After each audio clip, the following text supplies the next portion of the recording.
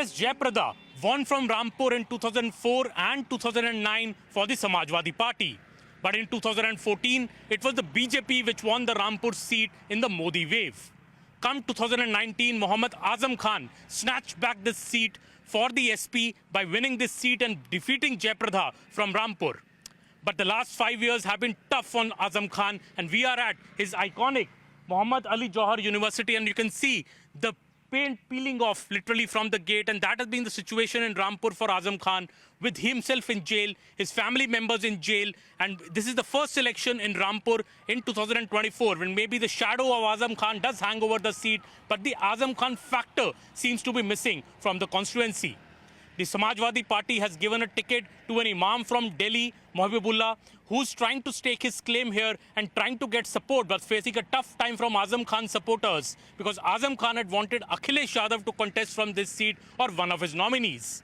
Is Samajwadi Party a divided camp in Rampur this time? And can the BJP, which won this seat surprisingly in a bypoll a few years back with Mr. Ghansham Lodi winning the bypoll which saw just 32% voting, can he again register an upset and win Rampur for the BJP this time in 2024? क्या रहेगा रामपुर की स्थिति इस बार election में, क्या लग रहा है आपको? इलेक्शन मोदी जी का ही है क्या? मोदी के अलावा कोई नहीं जीतेगा। अच्छा जी, ऐसा क्यों? काम अच्छे करें उन्होंने, हम विकास करा, भेदभाव की कोई बात नहीं करी। ये बड़ी बात कह रहे हैं क्योंकि मुस्लिम वोटर जनरली जो है वो ऐसी बातें नहीं करता है। ऐसा नहीं है, हिंदू मुस्लिम का कोई फैक्टर नहीं है, जो काम करेगा वो जीतेगा। जो काम करेगा वो जीतेगा। Samajwadi Party has roped in the Imam of Delhi's Jama Masjid to contest the Rampur seat. But the Azam Khan factor looms large for Maulana Mohibullah Nadwi. Basically, I'm from Rampur. He's from Rampur. I born in Rampur and my childhood is passed in Rampur and I went to Delhi to take education. एक बात बड़ी सुनने में आ रही है यहाँ पे कि एसपी में थोड़ा बिखराव है, कुछ लोग आपकी कैंडिडेचर इतना कुछ नहीं है, बयान भी कुछ आए हैं कुछ दिनों पहले। आपको लगता है उस फैक्टर कोई फैक्टर है वो कि आपके साथ एकजुटता है? नथिंग, कुछ नहीं। क्यों कि एक परिवार में मुख्तलिफ लोग होते हैं, छोटी मोटी चीज़ होती है, किसी चीज़ से नाराज़गी छोटी मोटी होती है तो वो टेम्परेरी होती है, लेकिन ये सब ने स्पष्ट किया हुआ है हमें कि हम सब चाहे नाराज़गी हो, हम पार्टी सुप्रीमो अखिलेश यादव जी ने इस कैंडिडेट यानी मुझे भेजा है, हम उसी को लास्ट में वोट करेंगे। अखिलेश यादव जी का तो पूरा समर्थन है, आजम खान जी का भी समर्थन है पूरा? आजम भाई का समर्थन है, उनके सब साथियों का समर्थन है। ऐसी कोई चीज़ नहीं है जो ऑथेंटिक हो जिसमें उन्होंने जो है वो कहा हो।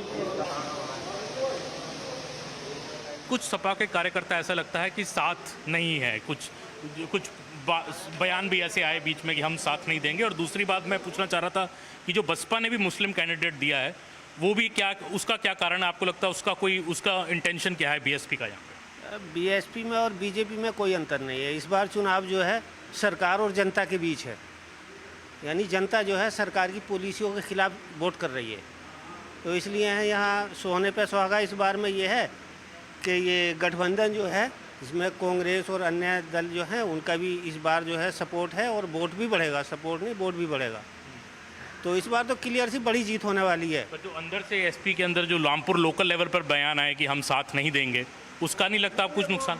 बयान जो है टिकट के लिए हर आदमी वक्ती तौर से लालच होता है मुझे, लेकिन जब पार्टी के लेवल पर आती है तो सब वोट एक ही जगह होता है। So says Maulana Mohibullah, who's fighting for the Samajwadi Party from the hot Rampur seat. He's an imam from Delhi, but Mohibullah says he has old roots in Rampur and that is why the people will vote for him.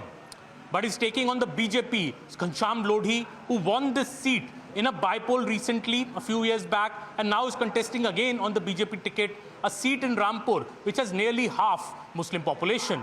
Another key thing about Rampur is that the shadow of Mr. Azam Khan hangs very heavily on this seat and on the minds of the people.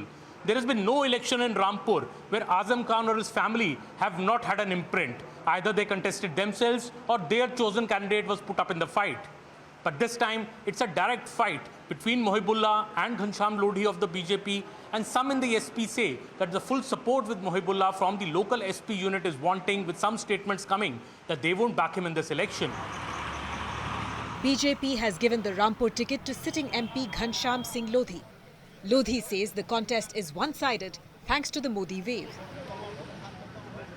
Punjab जी, पिछला जो election हुआ था bypoll में आपकी उसमें जीत हुई, but कई तरह के लोग कहते हैं सिर्फ 32% पोलिंग हुआ। रामपुर में तो ऐसी जीत बीजेपी की बड़ी मुश्किल से होती है।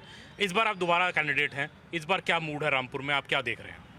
देखिए, रामपुर ने मूड पहले भी सही था और अब भी सही मूड है, और रामपुर ने मूड बना लिया है। रामपुर ने नहीं, पूरे देश ने मूड बना लिया है। माननीय मोदी जी की लहर पूरे देश में आज चल रही है। रायपुर में कहीं भी घूम लीजिए, हर जगह उनका एक पत्थर मेला मिलेगा। आजम खान जी ने इसको इनॉग्रेट किया, आजम खान जी ने इसका आधारशिला रखी, तो आजम खान और रामपुर एक तरह से सिनोनिमस हो गए हैं सर, दोनों चीज़ें। देखिए, लोकतंत्र है और लोकतंत्र में बहुत कुछ बदल जाता समय समय पर। अब उनकी सरकार थी उस समय, तो सरकार में पूरा जैसे समाजवादी में ठेकेदारियाँ होती हैं कि भाई बरेली की आप ठेकेदारी ले लो, सीतापुर की आप ले लो, लखनऊ की आप ले लो, उसी प्रकार रामपुर की ठेकेदारी थी। लेकिन आपको सिटी में विकास मिलेगा, लेकिन देहात में विकास कहीं देखने को नहीं मिलेगा। देखिए, देहात में जो विकास हुआ है वो भाजपा सरकार में हुआ है।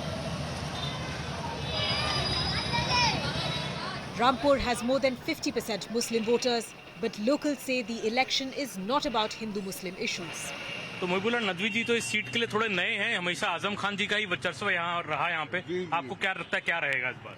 इंशाल्लाह ये कामयाब होंगे, और ये पार्लियामेंट के अंदर मस्जिद है, उसमें इमाम साहब हैं और बहुत ही बढ़िया है, और बल्ख साहब ने इनका हाथ में हाथ अखिलेश के दिया कि ये मेरी जगह आप काम करेंगे, तो यूँ समझिए कि आप बल्ख साहब को वोट दे रहे हैं, मौलाना को नहीं दे रहे हैं। और इंशाल्लाह रामपुर की पब्लिक समझदार है, आजम खान को भी ताकत मिलेगी कामयाब होने से। महिलाएं भी रामपुर में वोट डालेंगी, आपको क्या लगता है रामपुर में क्या होना चाहिए इस बार?